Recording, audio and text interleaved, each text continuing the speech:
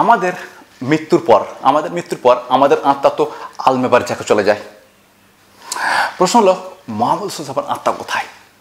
তার আত্মাও কি আলমে বারজাখে চলে গেছে, নাকি তার আত্মা তার শরীরটা যেখানে রয়েছে সেখানেই আছে? আমরা শুনেছি তো তিনি কবরে জীবিত, তো তাহলে কি কবরে তার শরীরটা যেখানে আছে সেখানে কি তার আত্মা আছে, নাকি তার আত্মা আলমে বারজাখে চলে গেছে? এই সম্পর্কে পবিত্র কোরআন কি বলে? এর সঙ্গে আরো একটা প্রশ্ন হলো, প্রত্যেকটা নবী রাসূল কি কালেমা পড়েছেন? প্রত্যেকটা নবী রাসূল কি লা ইলাহা ইল্লাল্লাহ মুহাম্মদ রাসূলুল্লাহ বলেছেন?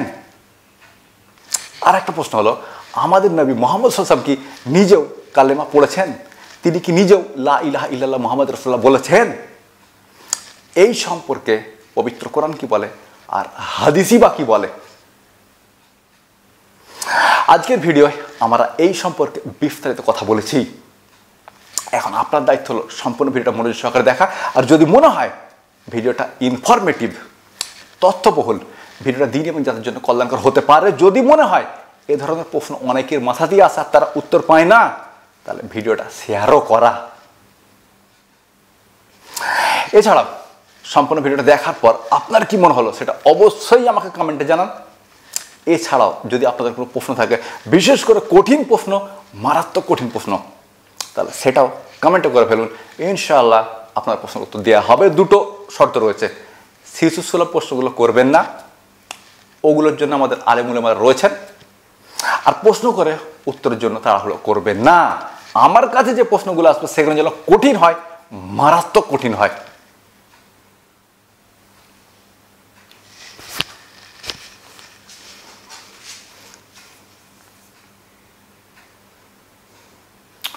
আসসালামু আলাইকুম। আমাদের একজন ভাই, আমার পরিচিত একজন ভাইয়ের বাড়ি সম্ভবত হাওড়া জেলার আমতা থানার আশেপাশে, অথবা হাওড়া জেলার আমতায়। ভাই একবার আমার বাড়িতে এসেছিলেন এবং আমাকে একটা সাউথ ইন্ডিয়ান লুঙ্গি এবং একটা সাউথ ইন্ডিয়ান সাদা শার্টের পিস উপহার দিয়েছিলেন। এটা আমার মনে আছে। তিনি আমার লক্ষণপুরে বাড়িতে গিয়েছিলেন, সেটা আমার মনে আছে। এই ভাইয়ের সঙ্গে আরও একজন ভাই ছিলেন, সেটাও আমার মনে আছে। যাই হোক, আমার স্মৃতিশক্তি খুব ভালো, মানে লোকে বলে আর কি। তো ভাই খুব সুন্দর একটা প্রশ্ন করেছেন। ভাই বলেছেন আসসালামু আলাইকুম। ওয়ালাইকুম আসসালাম। তারপর ভাই বলেছেন যে আমার একজন বন্ধু প্রশ্ন করেছেন যে মুহাম্মদ সাল্লাল্লাহু আলাইহি ওয়াসাল্লামের রূহ কোথায় আছে। আমার এই ভাইয়ের বন্ধুর আরেকটা প্রশ্ন হলো, প্রত্যেকটা নবী কি কালেমা পড়েছেন, এবং আমাদের নবী মুহাম্মদ সাল্লাল্লাহু আলাইহি ওয়াসাল্লাম কি কালেমা পড়েছেন? মোট 3টে প্রশ্ন। একেবারে প্রথম প্রশ্নের উত্তরটা প্রথমে দিতে চাইব, আর এটাই তো লজিক্যাল, তাই না? প্রথম প্রশ্নের উত্তর প্রথমেই দেওয়া উচিত। মুহাম্মদ সাল্লাল্লাহু আলাইহি ওয়াসাল্লামের রূহ কোথায় আছে? প্রথমে জেনে নিন যে মুহাম্মদ সাল্লাল্লাহু আলাইহি ওয়াসাল্লাম মানুষ ছিলেন। মুহাম্মদ সাল্লাল্লাহু আলাইহি ওয়াসাল্লাম মানুষ ছিলেন, তাও আমাদের মতো, শুধু পার্থক্য চরিত্রে। তিনিও মানুষ ছিলেন, আমাদেরই মতোই। এই সম্পর্কে পবিত্র কোরআনে আয়াত রয়েছে। 18 নম্বর সূরা আয়াত নাম্বার 110-এ আল্লাহ সুবহানাহু ওয়া তাআলা মুহাম্মদ সাল্লাল্লাহু আলাইহি ওয়াসাল্লামকে বলতে বলছেন যে আপনি মানুষদেরকে বলে দিন। কি বলতে হবে?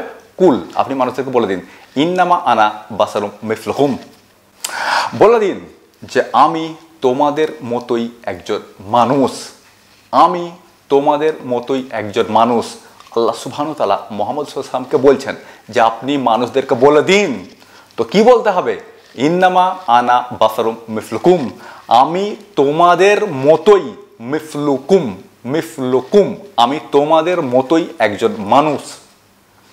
এই একই বক্তব্য রিপিট হয়েছে পবিত্র কোরআন 41 নম্বর সূরা হাম্মিম আস-সাজদার 6 নম্বর আয়াতে। এই সূরার আরেকটা নাম হলো সূরা ফুসিলাত। যাই হোক, 41 নম্বর সূরার 6 নম্বর আয়াতে এই বক্তব্যটা রিপিট হয়েছে, ইন্নামা আনা বাশারুম মিসলুকুম। অথবা আল্লাহ সুবহানাহু ওয়া তাআলা মুহাম্মদ সাল্লাল্লাহু আলাইহি ওয়াসাল্লামকে বলছেন আপনি মানুষদেরকে বলে দিন, কুল ইন্নামা আনা বাশারুম মিসলুকুম, আমি তোমাদের মতোই একজন মানুষ। পবিত্র কোরআনে এই বক্তব্যটা দুবার রয়েছে। আল্লাহ সুবহানাহু ওয়া তাআলা মুহাম্মদ সাল্লাল্লাহু আলাইহি ওয়াসাল্লামকে বলতে বলছেন, আপনি মানুষদেরকে বলে দিন, বা আপনি ঘোষণা করে দিন, ইন্নামা আনা বাশারুম মিসলুকুম, আমি তোমাদের মতোই একজন মানুষ। এই তথ্য শুধুমাত্র পবিত্র কোরআন আছে, ব্যাপারটা এমন নয়। মুহাম্মদ সাল্লাল্লাহু আলাইহি ওয়াসাল্লাম নিজেও এই কথা বহুবার বলেছেন সাহাবাদের সামনে। যেমন বুখারীর একটা হাদিস রয়েছে, মুহাম্মদ সাল্লাল্লাহু আলাইহি ওয়াসাল্লাম নামাজ পড়ছিলেন এবং নামাজে কোনো একটা ভুল করলেন। একজন সাহাবা গিয়ে ভুলটা ধরিয়ে দিলেন। তখন মুহাম্মদ সাল্লাল্লাহু আলাইহি ওয়াসাল্লাম বললেন, তোমাদের এটাই উচিত যে আমি যদি কোনো ভুল করি সেটা তোমরা আমাকে ধরিয়ে দেবে। সুবহানাল্লাহ, মহামানব এমনই হয়। সাধারণত আমাদের ভুল ধরলে আমরা রেগে যাই। এক সাহাবা মুহাম্মদ সাল্লাল্লাহু আলাইহি ওয়াসাল্লামের ভুল ধরলেন আর তিনি এতে রাগলেন না, উল্টে তিনি বললেন, তোমাদের উচিত আমার ভুল হলে আমার ভুলটা আমাকে ধরিয়ে দেয়া। কেন না, ইন্নামা আনা বাশারুম মিসলুকুম, আমি তোমাদের মতোই একজন মানুষ। বুখারী হাদিস নাম্বার 401। মুহাম্মদ সাল্লাল্লাহু আলাইহি ওয়াসাল্লাম আমাদের মতোই মানুষ ছিলেন। সুতরাং আমাদের রূহ আমাদের মৃত্যুর পর যেখানে যাবে, মুহাম্মদ সাল্লাল্লাহু আলাইহি ওয়াসাল্লামের রূহ সেখানেই যাবে। এটাই তো যুক্তি, এটাই তো যুক্তি, তাই নাকি? আমরাও মানুষ, তিনিও মানুষ, আমাদের রূহ যেখানে যাবে তার রূহ সেখানেই যা উচিত, কমপক্ষে উচিত এটাই। আমরা এই সম্পর্কে ইতিপূর্বে ভিডিও বানিয়েছি যে আমাদের রূহ আমাদের মৃত্যুর পর চলে যায় আলমে বারজাখে। শুধু আমাদের রূহ নয়, মানুষের রূহ, জিনের রূহ, পশু পাখিদের রূহ আলমে বারজাখে চলে যায়। এমনকি গাছপালাদের রূহ আলমে বারজাখি যায়। প্রশ্ন হবে, পশু পাখিদের রূহ আলমে বারজাখে চলে যায়, এই বিষয়টা একটু বুঝতে পারছি না। তো আমার ফেসবুক পেজে ঢুকে যান বা আমার ইউটিউব চ্যানেলে ঢুকে যান। 15-20 দিন আগে সম্ভবত এই সম্পর্কে ভিডিও বানিয়েছি। যুক্তিটা কি? পশু পাখিদের রূহ আলমে বারজাখে যাবে কেন? কারণ পুনরুত্থান তাদের হবে। কি বলছেন, পুনরুত্থান তাদের হবে? জি, পবিত্র কোরআন এই মর্মে আয়াত রয়েছে। প্রশ্ন, কোথায় আয়াত রয়েছে? আমি এক্ষুনি বলে দিতে পারি, আলহামদুলিল্লাহ আমার সব মুখস্থ থাকে, কিন্তু বলবো না। চ্যানেলে ঢুকুন বা আমার ফেসবুক পেজে ঢুকুন, গিয়ে ভিডিওটা দেখে আসুন, ওখানে দলিল দেওয়া রয়েছে। যাই হোক, যে প্রসঙ্গে ছিলাম, আমরা মানুষ, মুহাম্মদ সাল্লাল্লাহু আলাইহি ওয়াসাল্লাম আমাদের মতোই মানুষ ছিলেন।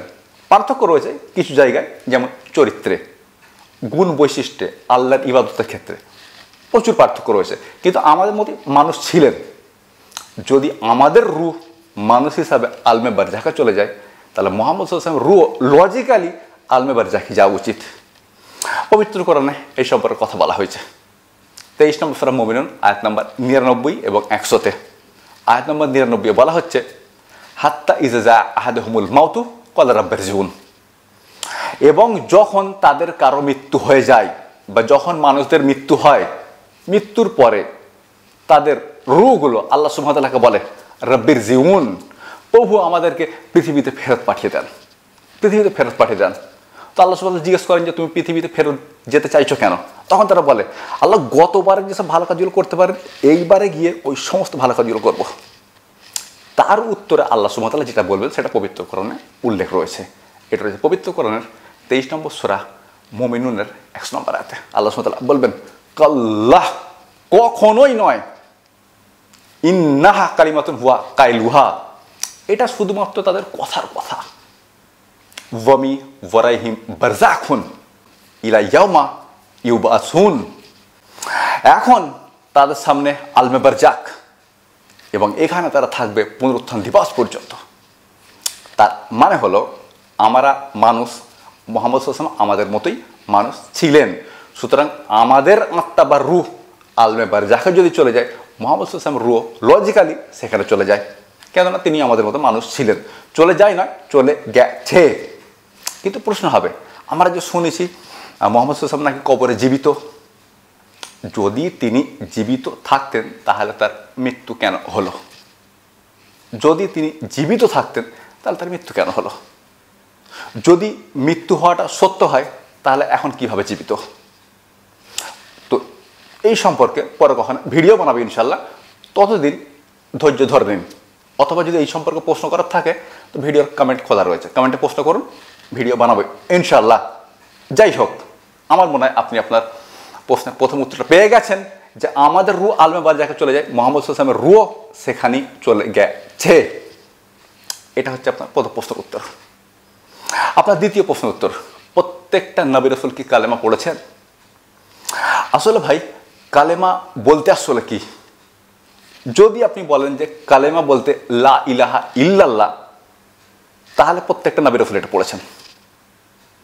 কিন্তু যদি আপনি বলেন কালেমা বলতে লা ইলাহা ইল্লাল্লাহ মুহাম্মাদুর রাসূলুল্লাহ, যদি বলেন কালেমা বলতে এটা, তাহলে এটা প্রত্যেকটা নবী রাসূল পড়েনি। এই সম্পর্কে কিছু জালজয়ী হাদিস আছে, সেগুলো যদি বাদ দিয়ে দিই তাহলে প্রত্যেকটা নবী রাসূল এটা পড়েননি। কিন্তু যদি বলেন কালেমা বলতে লা ইলাহা ইল্লাল্লাহ, তাহলে প্রত্যেকটা নবী রাসূল এটা পড়েছেন। কিন্তু যদি বলেন লা ইলাহা ইল্লাল্লাহ মুহাম্মাদুর রাসূলুল্লাহ, তাহলে এটা প্রত্যেকটা নবী রাসূল পড়েননি, এটা মুহাম্মদ সাল্লাল্লাহু আলাইহি ওয়াসাল্লাম পড়েছেন। তবে প্রত্যেকটা নবী রাসূল লা ইলাহা ইল্লাল্লাহ পড়েছেন। এটা ছিল প্রত্যেকটা নবী রাসূলের মূল মিশন, তাদের মিশনই ছিল এটা। শুধুমাত্র মিশন নয়, বরং এটাকে প্রতিষ্ঠা করাও ছিল তাদের দায়িত্ব। অনেকে পেরেছেন, অনেকে পারেননি, সেটা ভিন্ন বিষয়, কিন্তু এটা ছিল তাদের দায়িত্ব। এই সম্পর্কে পবিত্র কোরআন আল্লাহর সাথে কথা বলেছেন, এবং এটা রয়েছে পবিত্র কোরআনের 21 নম্বর সূরা আম্বিয়ার। আমাকে একটু ঘুম ধরছে জানেন তো। সাধারণত আমি ভিডিও বানাই সকালে, মানে ঘুম থেকে উঠে, কিন্তু আজকে ভিডিও বানাচ্ছি এখন রাত্রির কমপক্ষে 2টো বাজে। আগামীকাল সকালে আমার একটু কাজ আছে, তো সকালে ভিডিও বানাতে পারবো না। সকালে ঘুম থেকে উঠে একটু জিম টিম করে নেব, করে কাজে বেরিয়ে যাব, তো ভিডিও বানানোর মতো সময় হবে না সকালে। ওই জন্য ভিডিওটা আমি এখন বানাচ্ছি, এখন রাত্রি 2টো বাজে। তো আমাকে একটু ঘুম ঘুম ধরে গেছে জানেন তো, মানে আমার চোখে চশমা রয়েছে, এই জন্য আপনারা আমার চোখটা দেখতে পাচ্ছেন না, কিন্তু আমাকে ঘুম ধরে গেছে। তো আমার কথা বলতে একটু অসুবিধাও হচ্ছে এই জন্য। যাই হোক, যেখানে ছিলাম 21 নম্বর সূরা আম্বিয়া আয়াত নম্বর 25-এ আল্লাহ সুবহানাহু ওয়া তাআলা বলছেন যে ওয়ামা আরসালনা মিন কাবলিকা মির রাসূলি ইল্লা নুহিয়া ইলাইহি আন্নাহু। এর অর্থ কি? এর অর্থ হলো এরকম যে আমরা আপনার পূর্বে, আল্লাহ সুবহানাহু ওয়া তাআলা মুহাম্মদ সাল্লাল্লাহু আলাইহি ওয়াসাল্লামকে উদ্দেশ্য করে বলছেন, আমরা আপনার পূর্বে যত নবী রাসূলকে পাঠিয়েছি তাদেরকে এই মর্মেই ওহী করেছি যে, অথবা এই মর্মে নির্দেশ দিয়েছি যে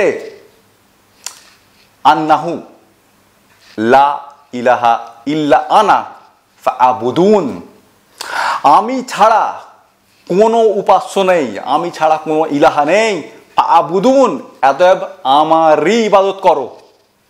আপনার পূর্বে যত নবী রাসূলকে পাঠিয়েছি তাদেরকে এই মর্মে নির্দেশ দেওয়া হয়েছে যে আমি ছাড়া কোনো উপাস্য নেই, সুতরাং আমারই ইবাদত করো। একই কথা মুহাম্মদ সাল্লাল্লাহু আলাইহি ওয়াসাল্লামকে বলা হয়েছে। এটা রয়েছে পবিত্র কোরআনের বলুন না গো, এটা রয়েছে পবিত্র কোরআনের, আমি ভুলে যাচ্ছি, আমার চোখে ঘুম এসে গেছে। এটা রয়েছে পবিত্র কোরআনের 47 নম্বর সূরা মুহাম্মদ সাল্লাল্লাহু আলাইহি ওয়াসাল্লাম আয়াত নম্বর 19 রয়েছে।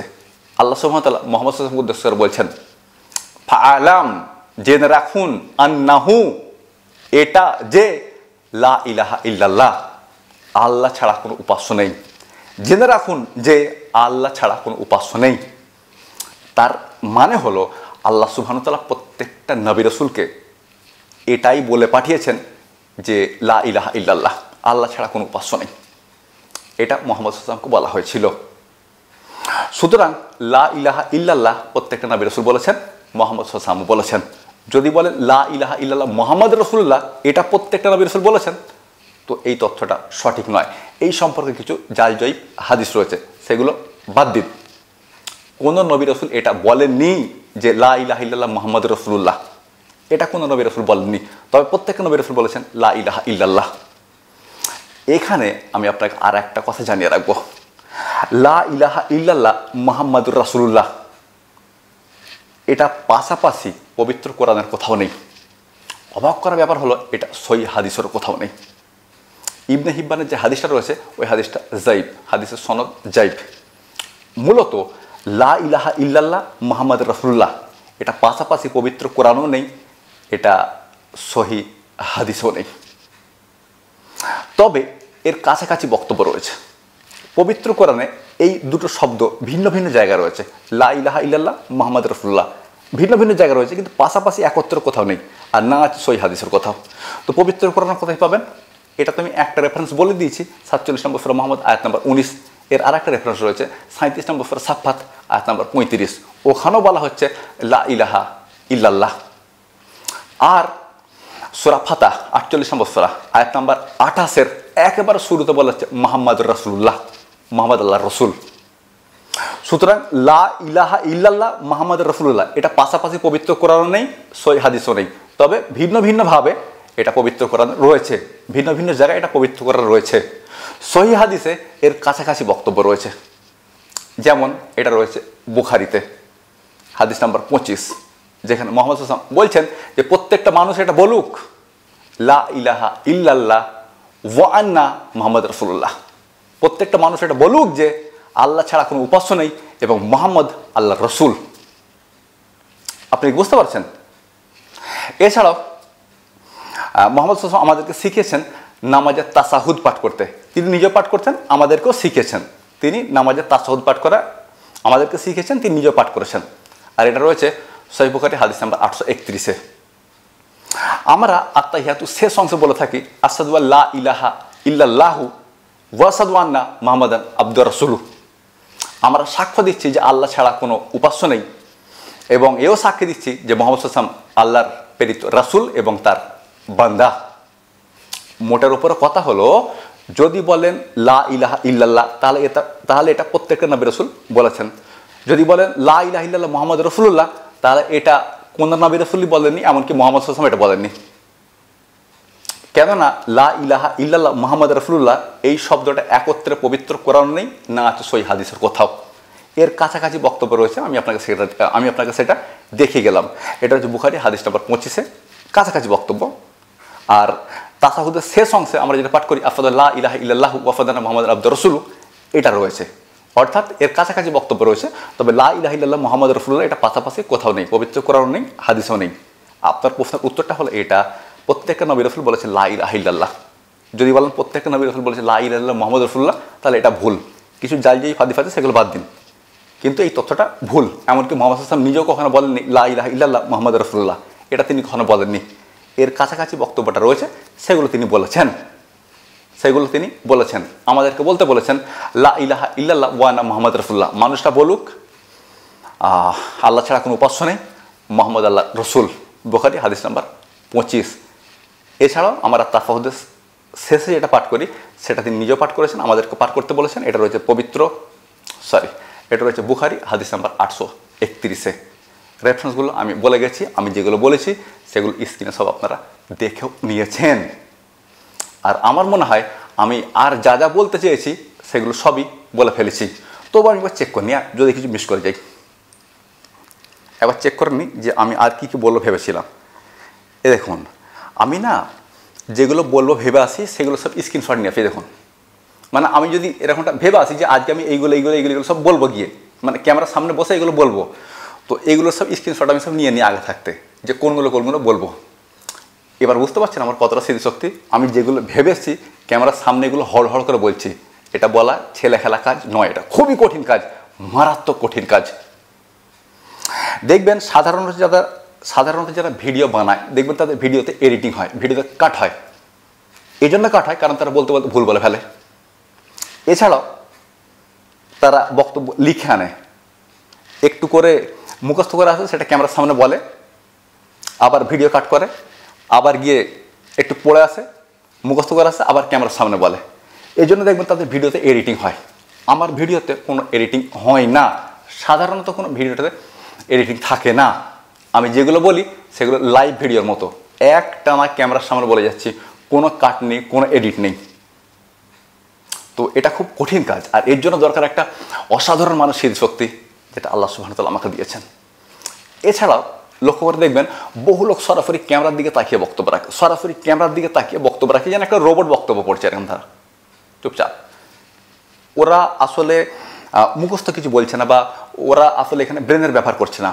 ক্যামেরার উপরে বা ক্যামেরার পাশে একটা টেলিপ্রম্পটার বলে একটা জিনিস থাকে টিভির মতো, সেখানে লেখাগুলো ওঠে, ওগুলো দেখে তারা পড়ে। যেমন বিভিন্ন দেশের রাষ্ট্রপতি বা বিভিন্ন দেশের প্রধানমন্ত্রীরা ক্যামেরার দিকে তাকিয়ে তারা বক্তব্য রাখে। তারা ক্যামেরার দিকে তাকায় না, ক্যামেরার পাশে টেলিপ্রম্পটার রাখা থাকে, তারা সেটাকে দেখে তারা বক্তব্যটা পড়ে দেয়। আবার অনেকে লিখে দিয়ে যায়, সেটাকে দেখে দেখে পড়ে।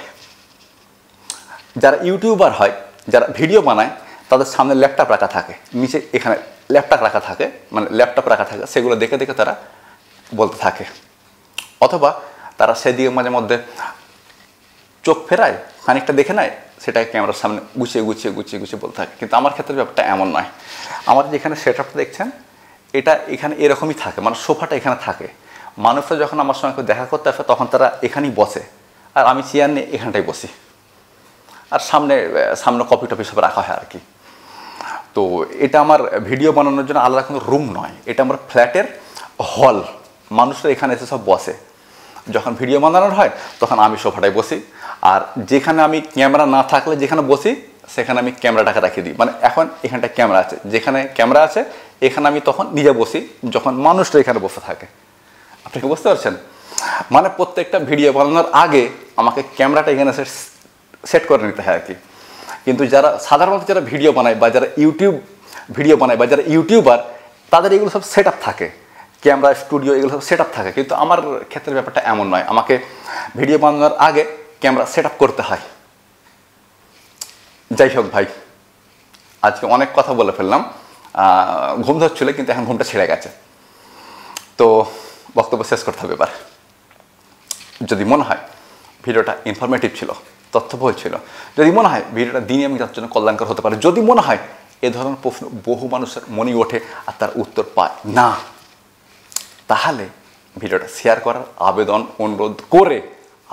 অনুরোধ রেখে বক্তব্যটা শেষ করব। আমার জন্য দোয়া করতে থাকুন আর ভিডিওটা শেয়ার করতেই থাকুন।